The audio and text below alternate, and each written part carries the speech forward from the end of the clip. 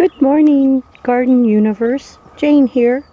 I'm out early in the garden trying to get some things done before the bulk of the day catches up with me.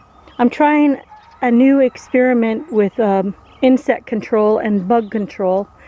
I keep my carrots and parsnips, radishes covered with garden fleece during the night for cold. And during the day I'm using tulle. It's a very fine, kind of a nylon mesh, very, very fine. I think aphids might still get in there, really tiny no-see-ums, but this is going to keep larger insects, the leaf-eating insects anyway, off of these plants. I'm really excited to learn this new technique. I guess people have been doing it for years and years. I'm slow to catch on. But thanks to YouTube, I'm learning all kinds of new things. So this was only $7 for a 10-yard bolt. It's 54 inches wide. That's plenty large enough for a row cover. In fact, I'm so pleased with how this is easy to work with, lightweight, and inexpensive that I've ordered 2 more bolts. I got a feeling the price might be going up pretty soon, so yeah, this is going to work out real well for me, I think. We've been working really hard out in the potager garden, and I've been working hard at collecting my manure teas. I've got the chicken manure juice bottled up. I have banana and eggshell fertilizer and compost tea saved up. I use that the most.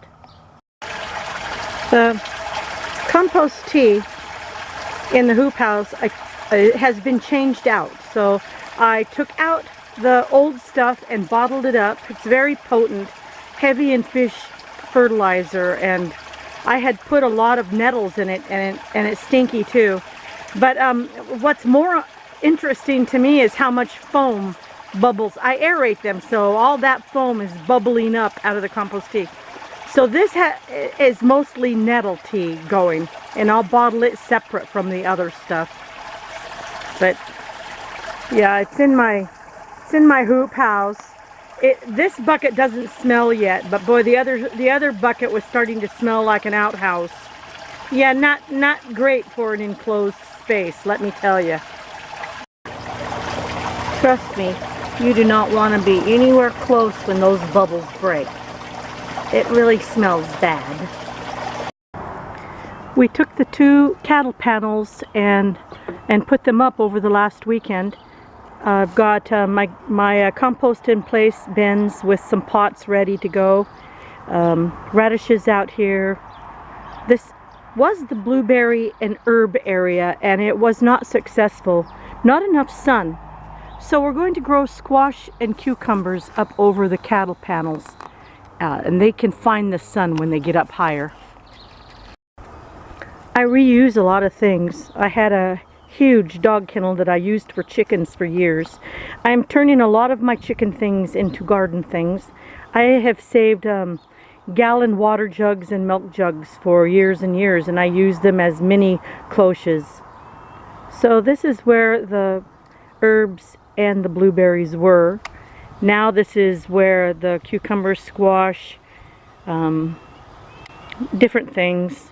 Let's see, lots of herbs, lots of flowers. These are my potatoes, and they're all just starting to come up. I'm excited about this one. This is Magic Molly. It's a large blue potato.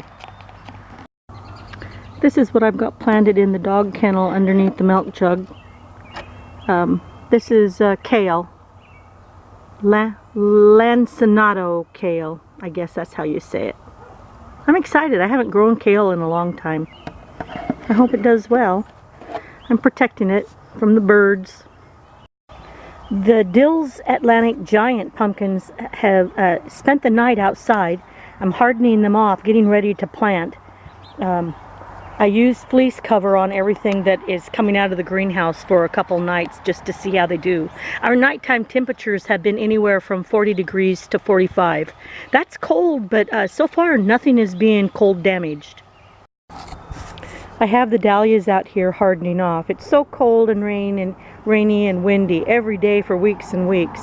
I'm still waiting for spring, so I've got fleece covers on all the tender things before I take them off. I want them to be hardened off to sun and the cold. Last night, dear husband excavated the hole where we're going to plant the very largest pumpkin of all, larger than any I've ever gotten. It was gifted to me by Mark Clements from Mark's Mixes. He was so kind and gifted me so many seeds. This one's got me really excited. The seed came from a 1200 plus size pumpkin called Blossom. So I have 2 plants, and this is where they're going to go. We've got to get sand down, and then the heat cables go in for a couple weeks to warm it up.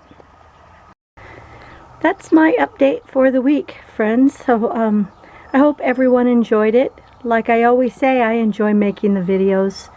So come back again and check out what's going on at the Romantic Garden in another week or so. It keeps changing now because it's the height of the planting season. So like my video if you liked it, and subscribe if you want updates to see more. And we'll see you again, everyone.